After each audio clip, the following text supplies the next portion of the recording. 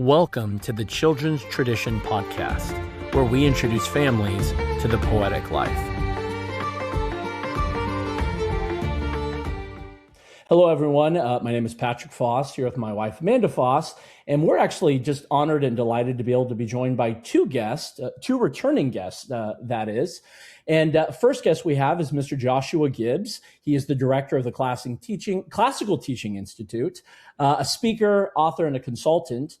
He's also a man who is seeking, he would say, to level at last, and I would say he's doing it really, really well. He is a man who's able to make great connections about things that causes me to think deeper, both of us to think deeper.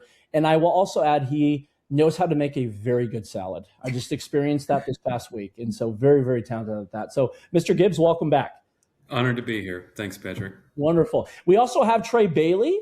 He's also a returning guest for us. He is the content editor at Fraternus, and he is a lover of the great tradition. Somebody who also loves the poetic mode. And I think, as I mentioned last time, Trae, you were on, you are somebody who embraces the lost art of answering a phone call spontaneously and will embrace conversations, because I will call you a couple times a week and you haven't blocked me yet. And so thank you for that. So welcome back.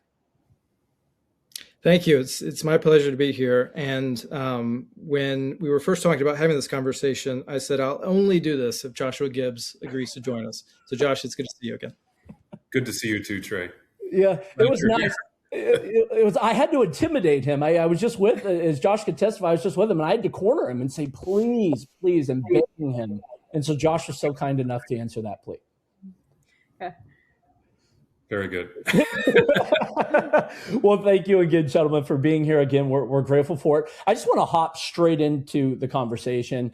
And Trae, I know I kind of want to go to you first, because I know you kind of were really the inception behind this conversation of wanting to talk about how do we approach stories, right? How do we engage literature? What sort of posture? What sort of assumptions should we have? Because it's inescapable. We're all going to have assumptions. We're all going to enter into the story with some type of posture and filter. And one of those was like this hermeneutic of suspicion, which is a really common approach of how to address literature. So before we kind of dive in maybe to what that looks like more maybe incarnationally, maybe just give us a definition. What is this hermeneutic of suspicion? Yes. Well, thank you. And as you say, this is notably a very common approach, although I wouldn't be surprised if most people had never heard the term. I only came across this term in graduate school, where you learn all sorts of interesting things that most people have the pleasure of never having to engage with. But it is good to know that there are just sort of little handy phrases to use when you're trying to think about what's going on, especially at the level of like hermeneutics or interpretation. And so this particular phrase I think is helpful. And whereas we could spend some time really going into the particular theory that was put forward by this French philosopher back in the, I want to say, mid-60s, Paul Ricoeur, very interesting guy in his own right. But he kind of noticed that there was this way of reading that started, way of interpreting, I should say, that started in this posture of suspicion, this sense that there was something hidden going on behind the scenes. I would say in everyday speech, we have kind of adopted some ways of thinking about reading that are very much sort of within the vein of what he observed. Sometimes we'll use the phrase like reading between the lines or something like that. And, these are commonplace terms. And as you said earlier, this is a very common way of reading because, these ideas have consequences, and they have certainly informed the way that literature is studied and taught, the way teachers are trained. And so that's why it's good that we have Josh here, someone who thinks very carefully about the way teachers are trained. But for homeschooling parents like myself, it's good to know that there are certain things that we might seek to, just make ourselves more aware that we're working within a particular tradition, especially when we're seeking to recover and reclaim a tradition, to make sure that we're not sort of at odds within that tradition. And so, what more could we say?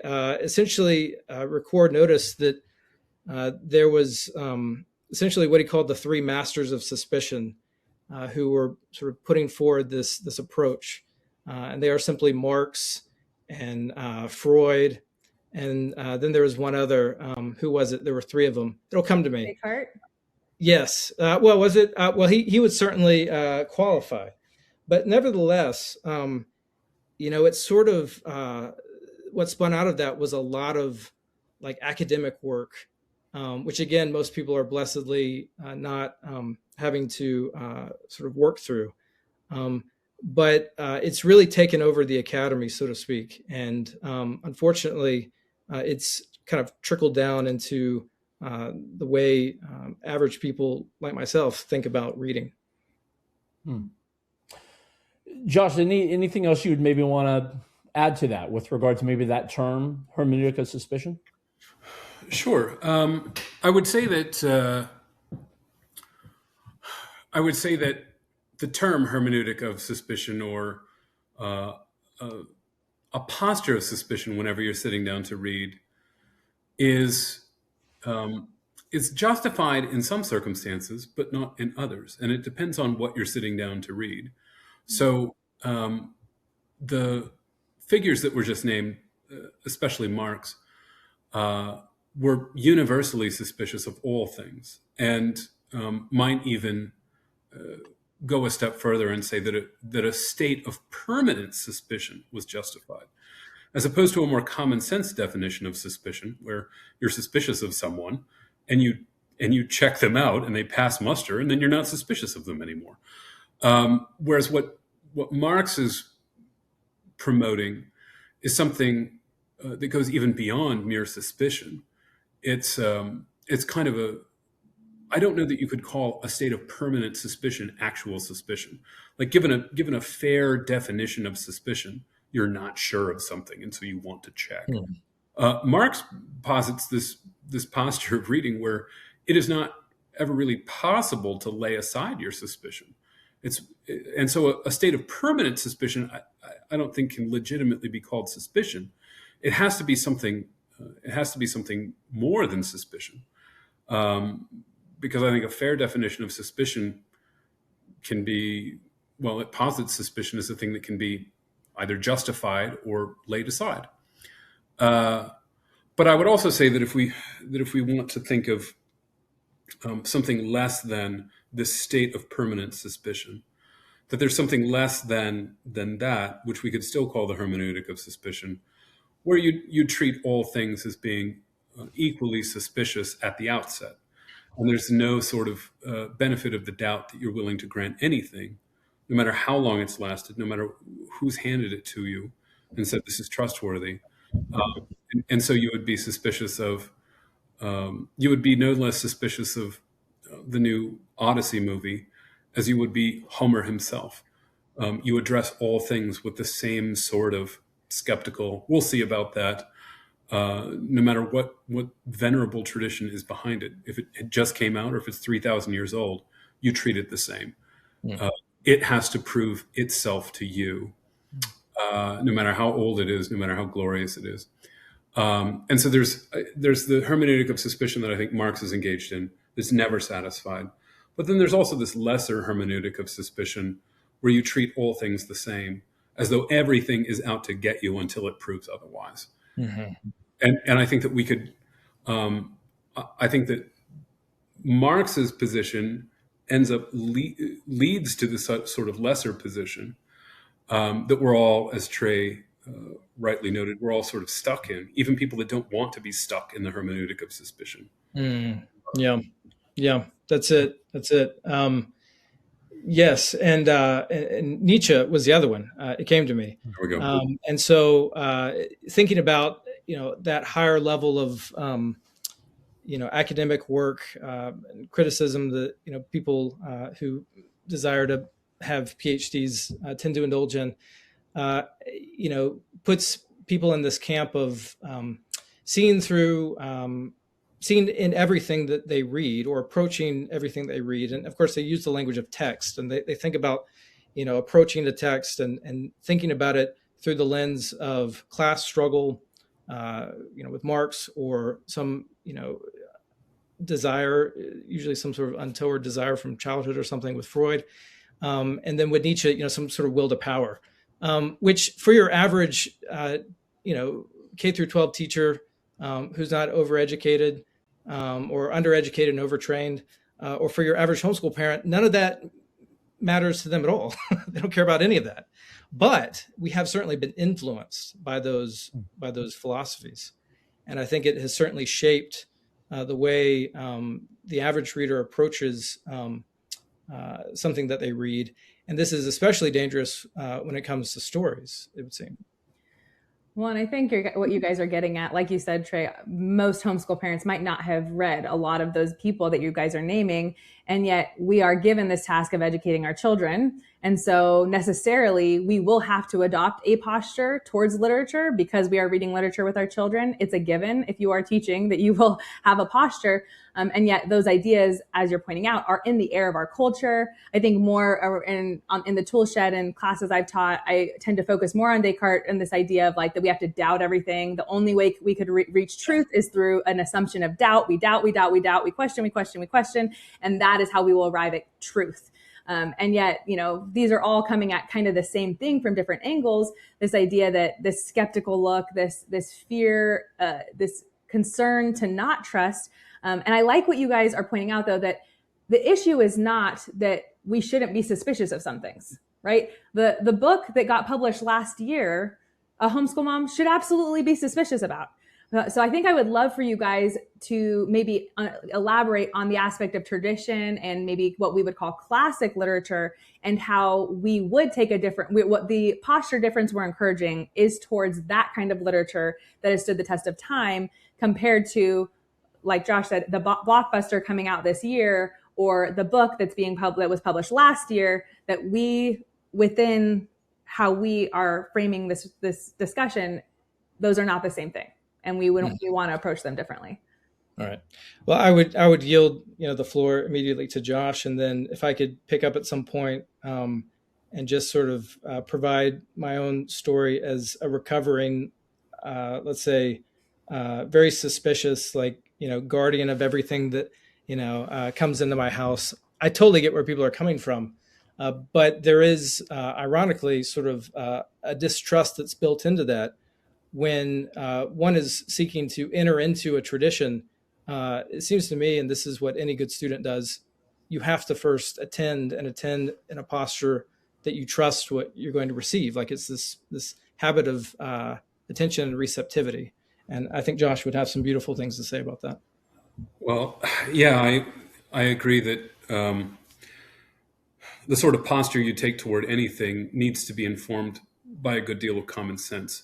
And common sense is largely the first rubric by which we interpret what deserves suspicion and what doesn't.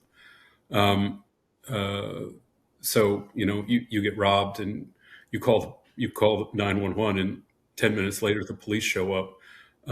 You're not suspicious of the police the way that you are of anyone else. They're responding to a particular need that you have. They look like cops. They show up after the 911 call. You have to take them at face value, and most people will take them at face value. So there's not enough time in life to investigate every claim that everyone makes about themselves. We have to take the world as it's given to us to a great extent. But that's not satisfying to a certain kind of progressive mindset that wants to test absolutely everything.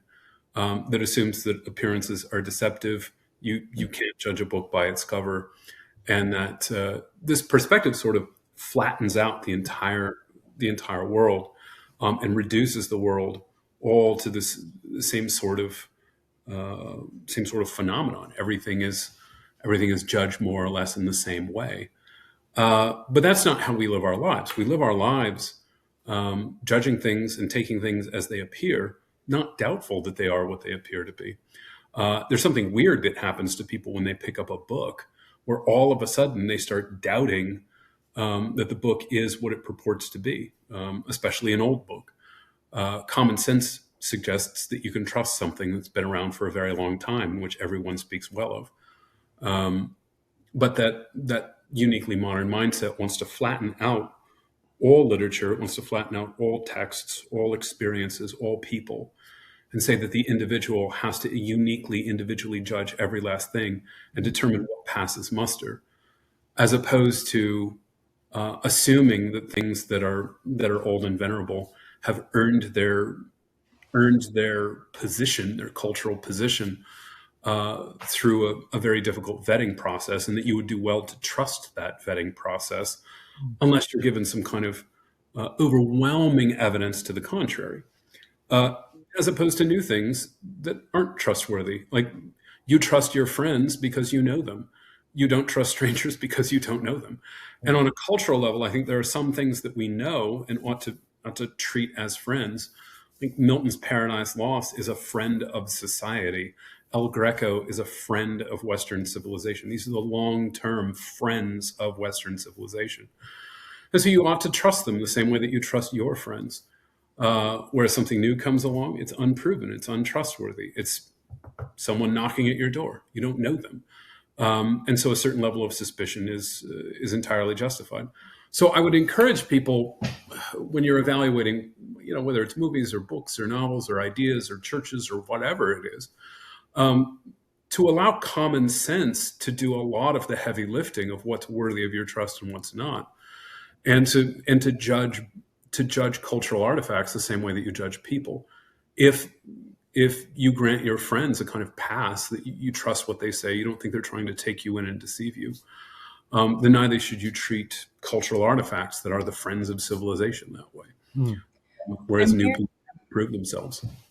I'm hearing what you're saying, Josh, and I'm wondering how much social media has become the enemy of common sense because of its propagation of things like discernment debunker type accounts. Like, it's very popular, especially in like on Instagram, where, is largely women. But for women to get on and say, you thought this book was good, but let me tell you about the dark secret past of this author and why you shouldn't read it. And whether that's Instagram, that could be Twitter, whatever it is, in all these places, they ultimately are promoted and spread by controversy, right? It's the controversial, the edgy type of things that get attention. And yet that ultimately kind of, I think, can sow fear in women that there's something hiding under every rock, right? Like, oh, well, I thought I could trust, Winnie the Pooh, but did you know about A.A. Milne and his son, his relationship with his son Christopher? And, he's terrible. And so therefore, Winnie the Pooh is a terrible book. You shouldn't be reading it to your, right? Like, there's this fear fueled, but also I think fueled because of the unique nature of social media and people being like getting their ideas from it, that is counter to the common sense you're describing. Like, I don't know if people were arguing as much about reading Winnie the Pooh or The Secret Garden or Alice in Wonderland 20 years ago. And I just don't know because I was young then, but I wonder, I'm like, were people having these same debates 20 years ago about these things, or was it more? Yeah. Well, no, it was stuck up in the academy with people trying to convince you that, Homer was gay or Shakespeare was gay. It was in that world, right? And now it's sort of found its way down into the language of social media, and the internet has given people access to all sorts of facts, or things masquerading as facts. And of course, the littlest thing, it has. I don't think this is intentional, but it can have like a tabloid type effect. Of like, did you know this thing about so-and-so, right? And it's very scandalizing, and it's very scary. And to some degree, I would say I totally understand why a parent, perhaps in a particular way, especially a mother, who's oftentimes the one reading the books with the children at home, although fathers should step up and do more of that, would be very cautious, and rightly so, and wonder, like, should I bring this into my home, right? And I think that is especially sort of on high alert when you are realizing that you are in some ways reclaiming something that is foreign to you. Maybe it's something written, around the Victorian period, so the language is strange. You have some sense that this is a good story, a good book, but it's just so weird. Like, what is going on? And so that's the first sort of off-putting thing. And then we get this little fact about the author, or you get this little fact about, you could do this with the Divine Comedy. Did you know that Dante hated this guy, and that's why I put him in hell? It's like, well, okay, blow up the whole Divine Comedy now, because of that one little interesting historical anecdote.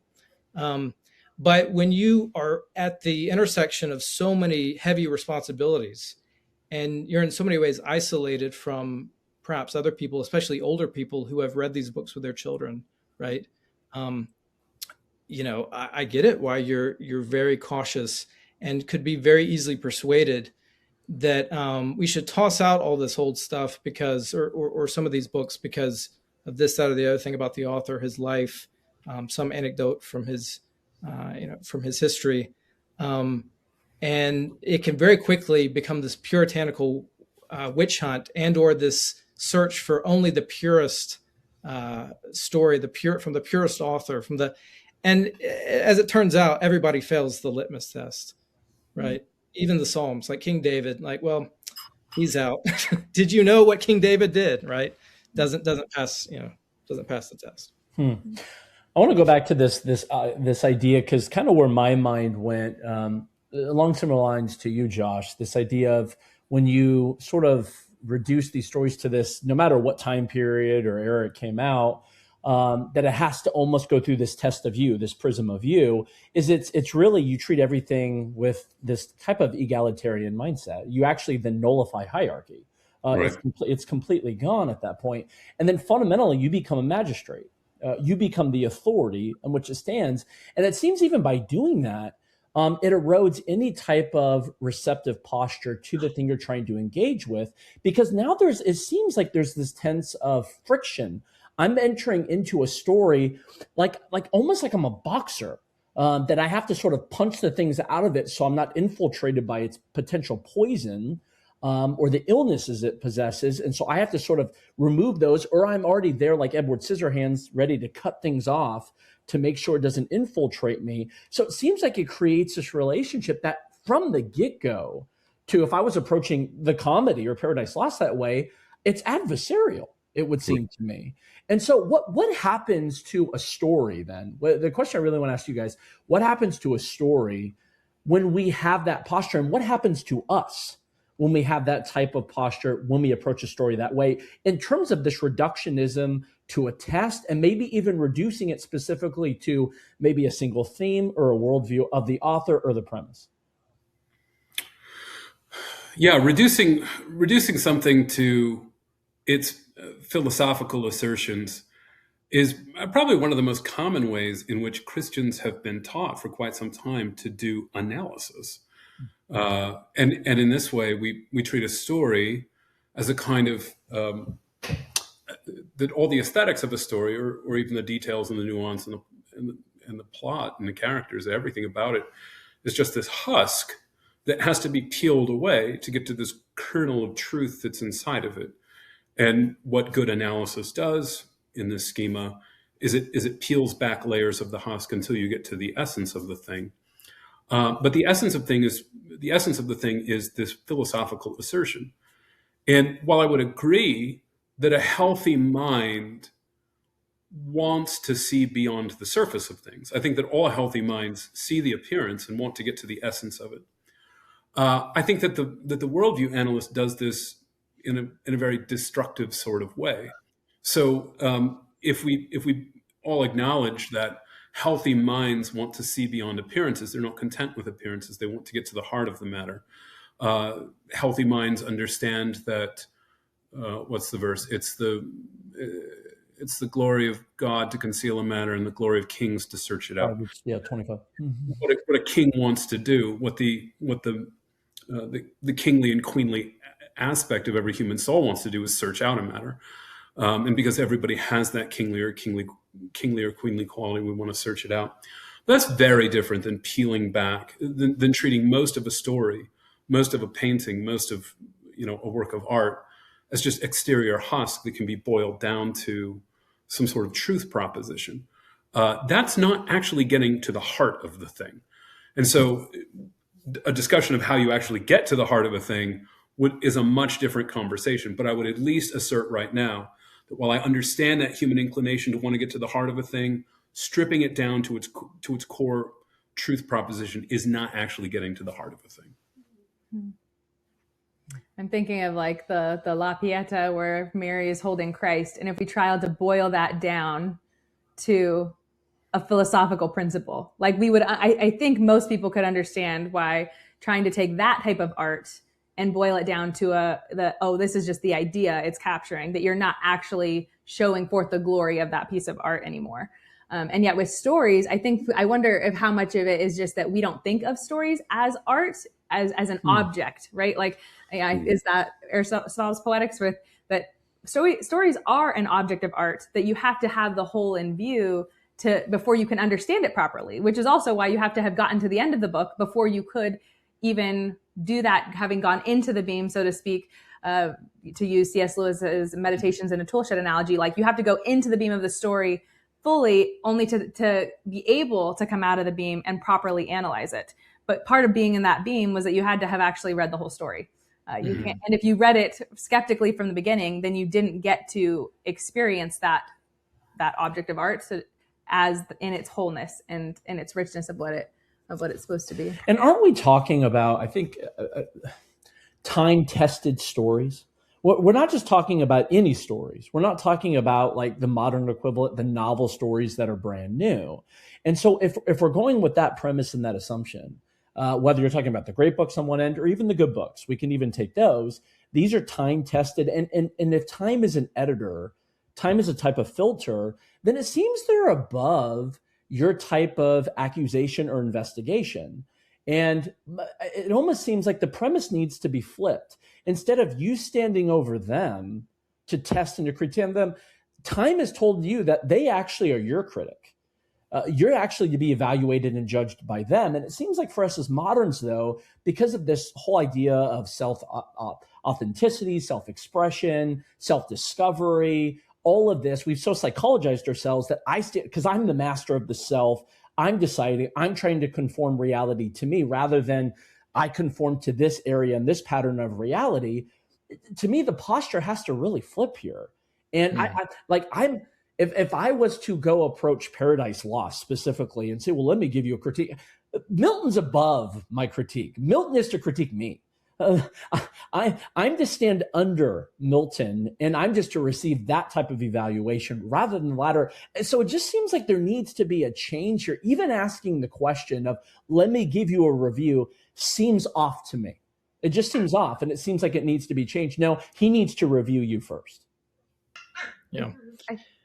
I think it's more obvious with a great book, like some of the examples, like obviously Paradise Lost or Milton. But I think the context that most homeschool parents are making these decisions is especially when their children are very young. So there's actually like two elements to this conversation, because we have the parents themselves figuring out how to evaluate on their own whether or not to read a book. But then a lot of this discussion comes into play of they're not just reading the book for themselves, they're deciding if they're going to read it to their child, which is more the realm of like classical children's literature. So would you guys say that, okay, I already am gonna, not equally so, but so what we're saying about something like Milton or Dante, how does that map onto classic children's literature in elementary school, right? The Secret Garden, Alice in Wonderland, Black Beauty, Winnie the Pooh, like Treasure Island, yeah. Even in Robin Hood by Howard Pyle. Like these are all the books that we're encouraging people to read. I think of Grimm's fairy tales, right? Maybe that's a good example, because that's one that we strongly encourage people to read. And yet often there can be this, ooh, there's weird stuff in fairy tales. Is this good for my kids? Yeah. The Greek myths, right? Oh no, you're saying read Greek myths, but like those are false gods. Like, should we read that to kids? So there's all these doubts and questions. Yeah. That ultimately, I think it goes to kind of what you were saying earlier, Trae, that the fear with parents is, well, my children are in this garden of innocence, and I don't want to defile that innocence with bad ideologies or false ideas. So therefore, I just need to maybe not read them any of this stuff. Right. Yeah. Wow. I mean, you brought up, several very big concerns. And for parents or any adult who's looking to give something to someone else, it's good and it's right to feel a burden of responsibility. I think a lot of this just comes from us being disconnected and isolated from a tradition. And I mean that technically, like being handed these things on, right? There's a day in which, a young man could be handed a book and be put into a classroom. And because of the teachers he had, everyone trusted that this guy was, worthy of being in that position, because there's this chain of custody and there's this community of trust that he had been initiated in. And because we blew all that up, I mean, it makes sense that people, especially homeschooling parents, feel the additional burden of responsibility to vet things. And this is why, I think as Charlotte Mason advises and as you advise and others, it's good to pre-read these things. And you're well within your right to say, I don't think this is a good thing for me to read to my child at this time because of this or that, and his or her temperament, whatever. I mean, you can make those decisions and you can make those judgments. But to write something off wholesale and to kind of carve it out and cut it out and say, this is something that we are opposed to, standing yourself in opposition to this long chain of people who have delighted in this story or have passed this story on, within their own, community, is a pretty bold move. But it seems to me that one of the things that can help us sort of recalibrate the way we approach reading would be to just change our posture. You mentioned, Patrick, about standing over and being in judgment, and how that is, the opposite of being in this receptive mode. And I've been thinking of it more and more as sort of reading in the mode of being a guest. And Josh, as someone who likes to entertain people, what a good guest looks like, and you've probably had many good guests in your life, and you've had the privilege of being a guest, and it's an honored position to be in. And when you're a guest in someone's home, like you're a guest within this tradition, and you're entering into this world of stories, usually, you have a certain set of manners that you adhere to. Those manners are ones of, sort of gracious receptivity to whatever your host puts in front of you. Yeah. Right. And it seems to me that that's a better metaphor to work with from the get-go than to immediately put yourself in the position of judge and critic. Right. It's not to say that you should never make judgments or you should never criticize. And Milton does not stand above all of humanity. Right. He can rightfully be taken to task just like anybody else. Right. Any other mere mortal. But for most of us, we do need to, enter in with that attention, that habit of being like a good guest, and be open to being surprised and being okay with not understanding all of the things that are put in front of you, which I think is usually what happens when you're reading something like, maybe not so much Peter Pan, but certainly Alice in Wonderland, Through the Looking Glass, Water Babies. Several things, on John Senior's list come to mind. The language is just so foreign. They're digressive. They bring in, they depart from the narrative in ways that we're not used to. And if that you're already a little bit bothered by that, then you may be very bothered by learning that, at some point in this guy's life, he did a terrible thing. And all of a sudden you've just written the whole thing off and cut yourself off from it. And that's unfortunate. I like that. I like the metaphor of the guest. I think that makes a lot of sense. If you want to be a good guest, there's a great extent to which you have to withhold judgment for a considerable period of time. Because when you go into someone's home, you get to see them at their most vulnerable, really.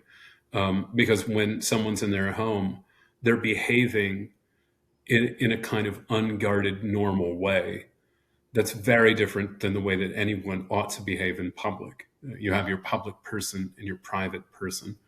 You have the way that you speak out in public and then the way that you speak with your family. And the unguarded quality of life in your house creates this character that your family portrays only when they are all together in their home. And otherwise, this person, the family person is invisible. So whenever you go into somebody's home, you're going to see them in a kind of unguarded way, even when they're on their toes because they're hosting. And there's a sense in which that same thing is true when you delve into, classic literary worlds. You're seeing something you're seeing a formally presented world, but you're also seeing, I don't know. It strikes me that there's a kind of vulnerability to reading a classic. You're seeing what's behind the curtain of Western civilization. You're seeing Western civilization in an unguarded sort of way. Normally, it's possible to simply assume Western civilization knows what they're doing. There's good reason for why things are the way they are. But when you start encountering the oldest, most venerable pieces of culture, you're actually seeing for yourself what's behind the facade of Western civilization. And it can be kind of anxiety inducing. What if you see behind the curtain and you don't like what's there? What if it's not as grand as you thought it would be? And so in that sense, there's a vulnerability to reading the classics that's like having someone you don't know all that well come into your home and see you at your leisure. Yes, I think that's right. And on that note, as all of you are guests in my home for this brief moment, I will apologize for the little yappy corgi puppy in the background who was somehow left here. But it turns out when you get your children a dog, they may or may not take immediate responsibility for it. I'm sure many of you have been in that position. So I guess I'm dog sitting simultaneously. But Josh, I think that's all. That's it. And I think it's important here to also make a distinction between a work of art and the artist. And I think someone who helps us with this a lot is C.S. Lewis, especially. He really dials into this particular point in a work that's actually a collection of sort of these back and forth comments between him and another scholar, in which he titled The Personal Heresy. And this is a work that I actually was not familiar with until I started thinking more carefully about preparing for this conversation. But you can find it online and read it for yourself. But what he does there, C.S. Lewis makes the case for separating a work of art from the author. From the artist, and he does it particularly with poetry, because what we don't want to do is say that every poem we read tells us something about the poet, or it gives us some sneak peek into the poet's life, and all of a sudden it becomes this very tabloid-esque sort of like, what would be the phrase when you're always sort of like this type of voyeurism almost. And that's not right. Anyone who's ever, put themselves out there, even in hosting a dinner party, that is not all of me, right? That is not even all of my family or all of my home. You're seeing a particular thing that I have put together that I have certainly, one could make an argument, poured part of myself into. But what I'm trying to do is recreate some sort of aspect of reality, right? So a dinner party, I think, is a great metaphor because it's like a Bunsen burner, like it's turned all the way up, like we are feasting, and it's something like perfection if done really well. But if you walk away from that and think that that you understand everything about me and my family, you just have missed the whole point of the experience, right? The experience was to show you and invite you into some part of reality for a time. And I think in a similar way, books that have stood the test of time and we can rightly call classics, whether it's Peter Pan or any of the others, they do that. And they do that in a way that stands on its own 2 feet, separate and apart, let's say, from the life of the author. And in that sense, that work transcends the life of the author. And I would venture a guess to say that the authors themselves, Martin Shaw recently said that every book he writes has a secret in it that he doesn't know about until after it's out. And then he reads it and he's like, oh, that's what I was trying to do there. And that's beautiful. And, if we think that, with this hermeneutic of suspicion, like, oh, I see what the author's trying to do here. Odds are the author didn't know what he was trying to do. But a community of readers have said, yes, this gives you some glimpse into reality, and it's worth passing on and handing on. Yeah. Oh, go ahead, Josh. Sorry, just something that Trae has touched on a couple times that I wanted to make a comment on. I think that some of the hermeneutic of suspicion it emerges from the failure or the inability of modern people to distinguish saints as a category of people from heroes. And knowing the difference between a saint and a hero, or just having these categorical differences, is incredibly important.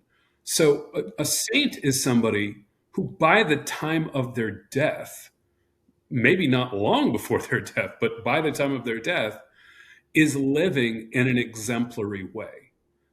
That's not true of a hero. A hero is not somebody who lives in an exemplary way. A hero is simply somebody who does something great. That's it. So there's all kinds of figures from history that we can call heroes because they did something great. First man on the moon, first man to scale Everest. But I think that both figures on the right and the left get into this kind of snowball fight of facts, where the left wants to discredit everybody from 150, 200 years ago because they owned slaves or they were, secretly racist. But you see people on the right do this too. So, they'll go after Martin Luther King because he had this affair or he plagiarized this speech or something like that. And granted, those are not noble things to do. But I don't want the hero to be confused for the saint. When we remember Columbus, when we remember the first man on the moon, we're acknowledging the greatness of a particular deed they did. In the same way that all the men that died on the beaches of Normandy, there were some adulterers and homosexuals in their midst. We're not saying that every single person that died in Normandy was an exemplary human being. We're saying that regardless of what their sins were, they did a great thing on this day. And so once we make the distinction between heroes and saints, I think it frees us up to not have to defend every jot and tittle of what fallible human beings did 200 years ago. Yeah. To say, yeah, they did a lot of terrible things. I'm going to remember this great thing that they did while simultaneously acknowledging that they were no saint. Yes. Josh, I wonder if I could just bring up something that I've read from your collection of essays, which was about skipping the introduction. Yeah. Because anymore nowadays, books will have this thing attached to the front end of it. Usually,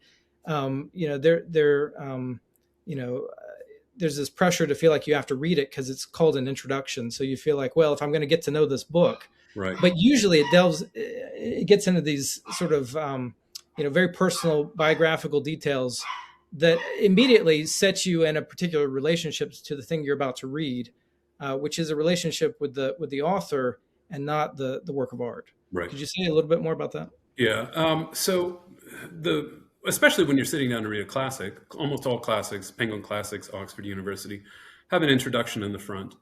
And the introduction never makes it easier to take the book more seriously. It almost always makes it more difficult. And because, as you say, it almost always sets the figure of the book up for even greater suspicion than we might have already, sort of highlights all of the nasty divorces and infidelities and violations of the law and so on and so forth this person ever did. But it also has this kind of crypto-Marxist element where, given the upbringing of this person and their bank account and where they went to church and what political party they were part of, they can't help but say the things that they say.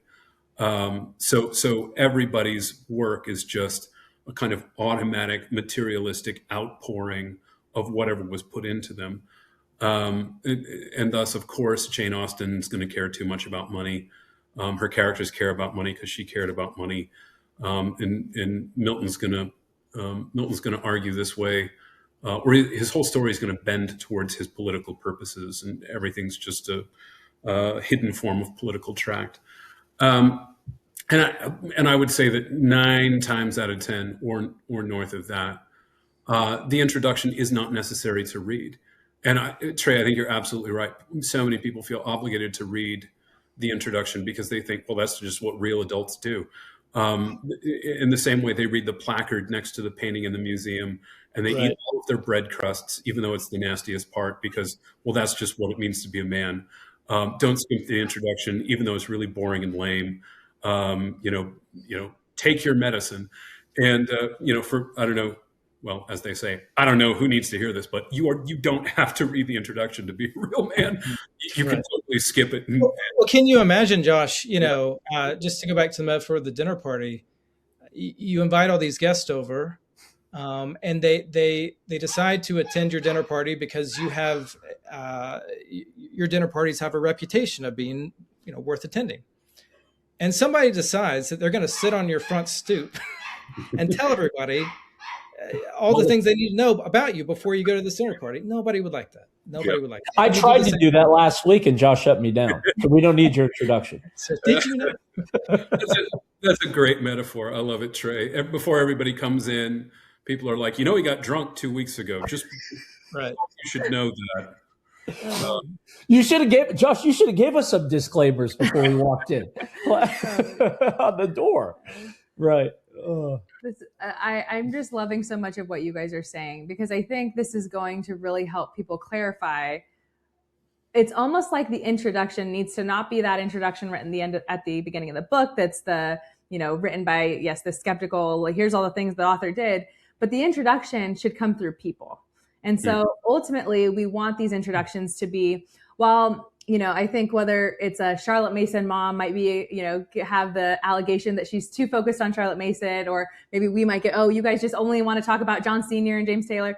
And yet with all of these people, I think within the great tradition, especially, you have all these people, and somebody has to be your gateway. So even if it begins with a homeschool or an educator, a homeschool parent or educator, beginning with, okay, you know what, I've read enough about Charlotte Mason that I do trust her judgment. So I'm going to start reading, Tanglewood Tales by Hawthorne because she said that was a good idea.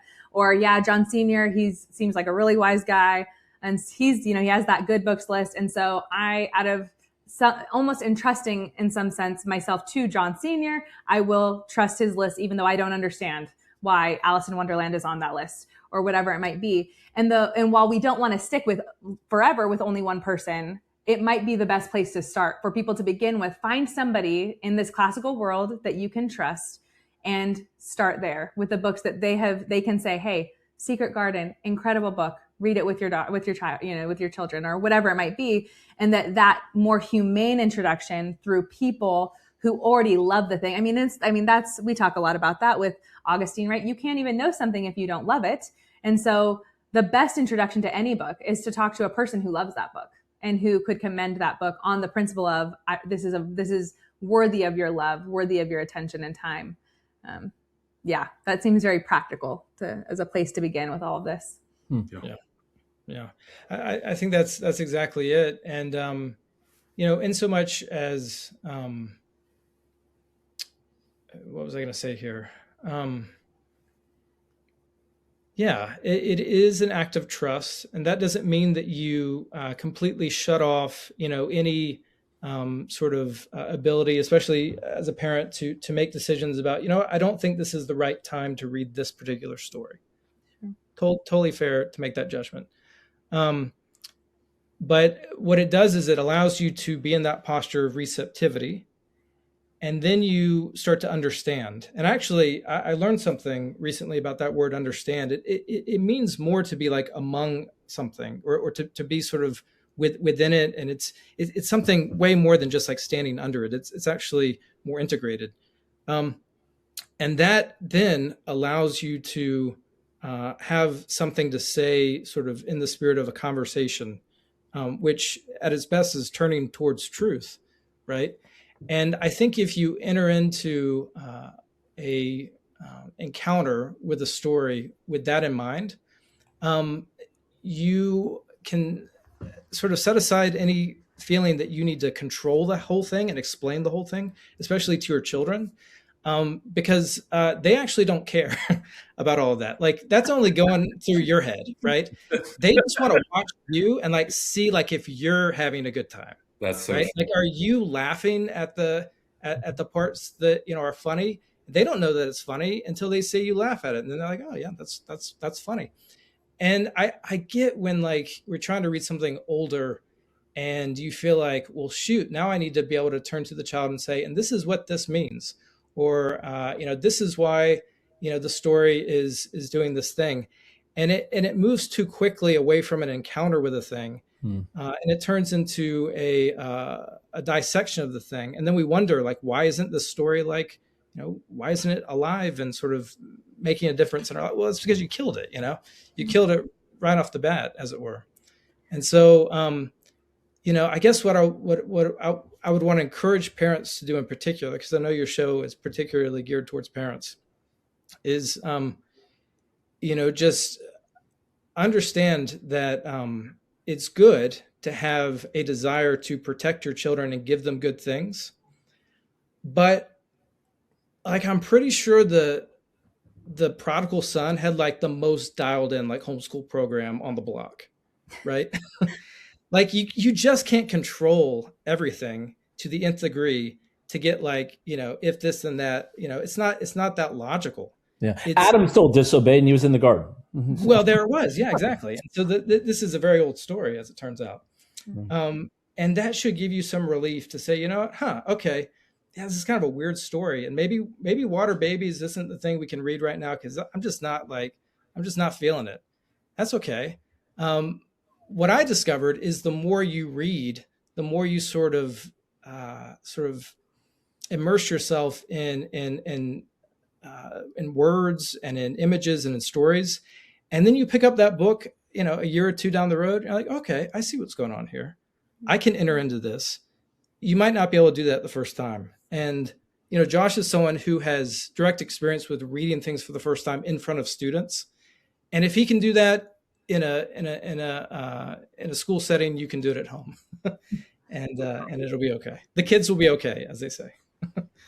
I almost want to, I'm trying to think how to phrase this, because it's not really like a devil's advocate, but I guess I'm wondering, I obviously completely agree with what you just said, Trae, about we want to affirm the parents' role to discern proper timing and things with children. I think the second generation homeschooler part of me is wanting us to provide some caveat, in the sense that, thankfully, my parents did not do this, but I have seen a whole lot of homeschool parents who discerned their way out of most of the tradition, if that makes sense.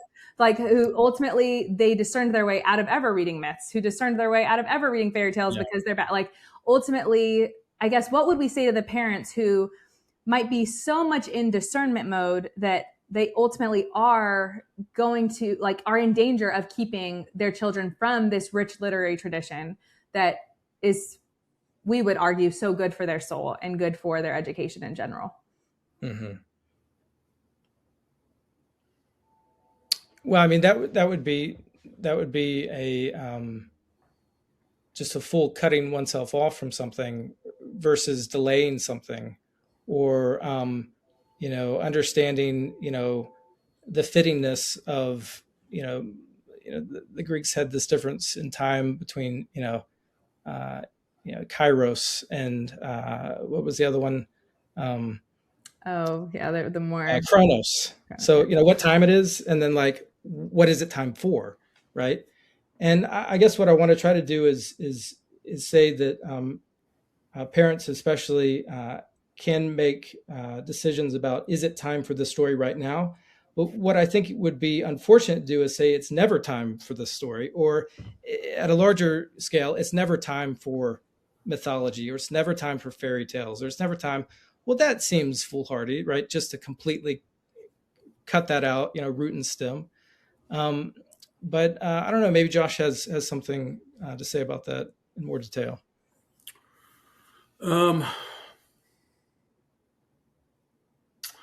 I was actually thinking about a point that that Amanda made a few minutes ago. I think that there's so this is somewhat related. I think that there's a tendency among thoughtful parents to want to talk everything to death. And Trae, you were kind of saying this as well. There's this sort of confidence that anything can be spoken into productivity or out of effect. But Trae says what kids really want is to see the way that their parents respond to things. Is dad laughing at this? This must be funny. Does dad enjoy this? Then I want to enjoy it as well. And as somebody who talks for a living, and as somebody who writes for a living, I don't want to denigrate a great conversation. At the same time, I don't believe that we have to talk things into productivity. So just earlier today, I was reading through the aphorisms of Nicholas Gomez de Villa, and I came across this one that seemed very prescient to me. He says, religious instruction appears at times to have been invented in order to counteract the religious effectiveness of the liturgy, which is a devastating claim. What he's saying here about bad Sunday school classes, though, is true about all bad classes. And the belief that we're going to have a conversation after the thing, and that's really what's going to give it value. I think that you have to, the way that things are edited, the way that things are curated in your home has to be of such a nature that more often than not, you can simply finish watching the movie and walk away from it. I'm not saying that you have to do that, but you should choose the kind of movies that don't need to be justified through a lengthy conversation. And you shouldn't teach your kids in this subtle way that we have to watch something and then talk about it as soon as we're done with it in order to make it worthwhile, as though the thing itself doesn't have any value until we stamp the value on it by affirming things and denying things and saying interesting things about it. So I'm convinced that good taste comes from an ability to appreciate things for what they are. And that often means simply beholding them, choosing them well, beholding them, living in such a way that is consonant with those things, but not feeling the need to talk them into reality, talk them into existence. And it seems like the sort of instant, immediate reaction, particularly I think about in the realm of film, tends to be rather based on shock value, shallowness, and cleverness. Is what I tend to find, rather than like, how can you have, if I was to watch a film that really was rich in substance, whether maybe it is a newer film or something that's just older, right? Cinema obviously is a newer form, but something that, let's say I was watching Ben-Hur. I think me giving an instant reaction, maybe one or two words. Like, let me think about this. It was good. It was really good. And then, wow, right? Or just like, wow, exactly. And you sort of walk away from it. And then it may not be till I actually find a week or so later, the actual conversation begins to churn. Particularly in my engagement with a film or even a book. There's times, a lot of times when I've read a story, like for example, I just did Purgatorio with you and other teachers. And there was a lot of conversation, of course, we had, but it really wasn't until probably yesterday. I actually picked up Purgatorio again. And I started to reread and re-go because it became a little bit more cemented. And right there in the moment. And it's been a week since we did the class. And then it's like, wait, because it became, I don't know, just a little bit more tangible and a little bit more connective, where then the conversation that we had, I actually went back to something that you said or somebody else said, one of the other teachers that said, I actually want to circle back to that. And then it just became, I don't know, much more experiential, more personal, more relatable a week later. Yeah. This actually reminds me of something that I had forgotten that Josh actually gave me permission to do, which provided me with great relief. And that is when I would get home from the office, when I had to, now I work from home, which has its own, privileges and difficulties, let's say. But, you make the commute home, you've had a day at work, and somebody in your family, oftentimes your spouse, very well-meaning, says, how was your day? And my truthful answer is like, I do not know. I don't know. I haven't had enough time to think about it. I need something to eat, something to drink, and I need to just kind of think about it. And I think I came across something in one of your writings about like people who want to talk about a movie right after they step out of the theater. So I'm like, what did you think about it? Like, I don't know. And that's an honest answer. And what's interesting is, hopefully this gives other people permission to also just tell their spouse, I don't know, leave me alone. No, don't do that. Be very charitable about it. But we do the same thing with kids. Like we read a thing and then like we have some thoughts about it. Maybe we pre-read it, we prepared a lesson, whatever.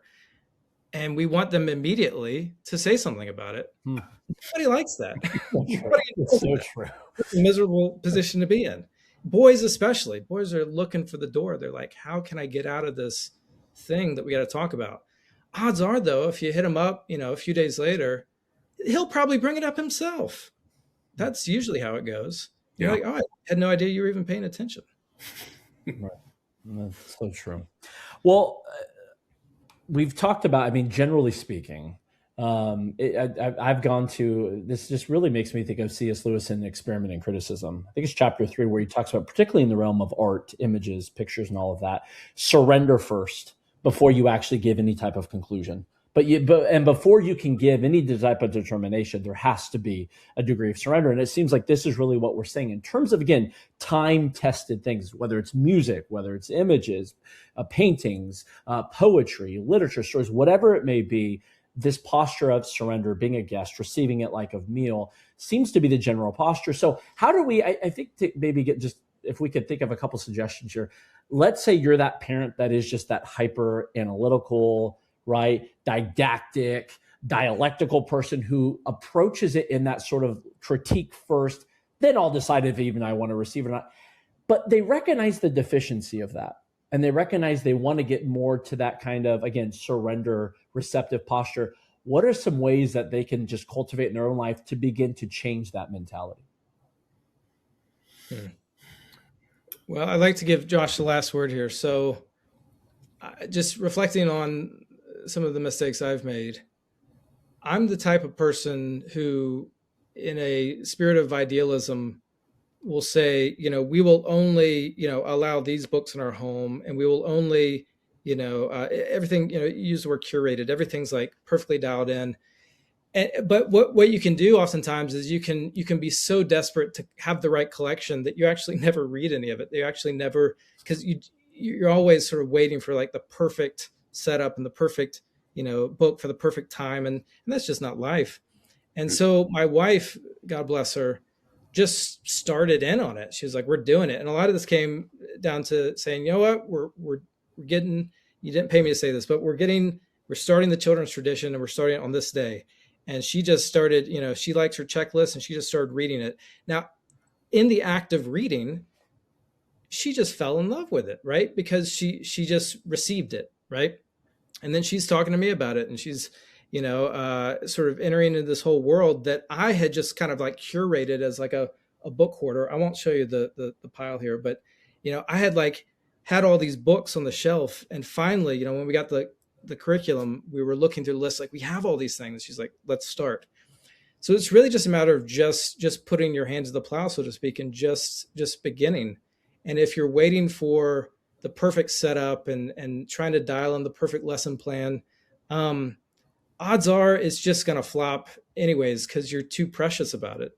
You're trying to make it too ideal, when really you just need to begin. And if you do that, I'm going to steal Josh's phrase, if you just take the Pepsi challenge, you'll like it. It's good. Like, you'll enjoy it. I think that's spectacular advice. It's more or less what I would say too. So what you need is, you don't need to find 1,000 trustworthy sources. You really just need one. You need a Virgil to your Dante. You need someone who's going to. You just need one person that you trust more than you trust yourself. You need one person that you trust enough to set an agenda for you. And I think that if if that sounds strange to trust somebody more than you trust yourself. The threshold may not actually be that high. There are plenty of people that I trust more than I trust myself. That's a bizarre thing to realize it's a bizarre thing to realize when you're talking about raising your kids. There are people that I trust more than I trust myself with my kids. So I don't think of myself as the ultimate standard for what they can and cannot handle. There are other people that I trust more. But when my children were quite young, the standard that my wife and I used was largely just that of time. If something was old, I assumed it wasn't going to mess them up that bad. And I think that you kind of have to take that sort of glib approach, or as Trae said, you're always going to be, well, if you're hyper vigilant, nothing's ever going to make the cut. Mm-hmm. So start with seeking out people that you can trust with an agenda, people that have good taste, that are largely aligned with you in significant matters, and ask them what's good. But there's also a sense in which going with old things is just asking the world what's good. So lest that seem overly relativistic, I guess I would close with the words of St. Paul, that you need to find things that are of good report and think about those things. And when you're seeking out old things, that's what you're doing. You're seeking out things that are of good report. Right. But did you hear about what St. Paul did? There it is. Just click here to find out what St. That's right. Josh, I actually want to ask this because I'm realizing you're the only one on this panel who has teenagers. And so I obviously, kind of as we're talking this through, we're thinking of people with younger children who have these fears of introducing classical children's literature. And so you went in with that approach that, okay, if it stood the test of time, I'm going to trust it for my children. Any regrets? Like, now they're teenagers. Is there anything you look back on and you're like, man, we let that thing in because it stood the test of time, but man, that was a mistake?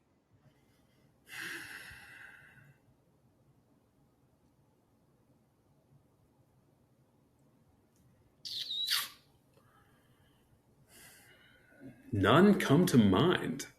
Okay. So nothing too traumatic, at least. That's a good sign. No, I'm not content that I always made the best decisions for my younger one, because I think we allowed a certain sentimental streak in her to overdetermine what we did and didn't make her watch. So when she was very young, she had a kind of squeamish quality that we allowed to matter too much in what we would ask her to watch. And there were certain things that we would turn off because she was very squeamish. And I know this sounds quite strange, but I believe that squeamishness in overly young children that's indulged ends up turning into a kind of brutal streak later on. And that you can soften someone a bit by not being overly sensitive to their need for, soft, easy things, non-anxious things, non-tense things. There was I can recall a certain time when I tried to show my kids when they were younger, I tried to show them True Grit. And my younger was what more, version, John Wayne? The Coen Brothers version. Oh, okay, got it. And the younger one was more upset by gun violence than I thought was reasonable. But I bowed to this. I bowed to some tears, and that's one of a few times when I backed off of something that had a little violence and a little blood in it. And I actually regret that now. because I think it has, I think it's made her hardened in certain ways, just because we allowed her to skip out on things that were difficult, and that they were emotionally difficult. And because they involved a little violence, we were like, wow, we don't want to overexpose our kid to violence, which is a fair thing to worry. But I don't think true grit was overly violent, not for a kid who's 10. So yeah, there's certain things about her personality today.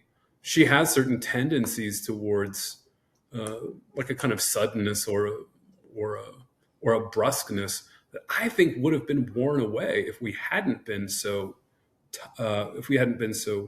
quick to pull the trigger on things that were bothering her when she was younger. And that's probably not what anyone would think. You would think like, oh, if you expose your kids to too much violence when they're younger, they become more violent when they're older.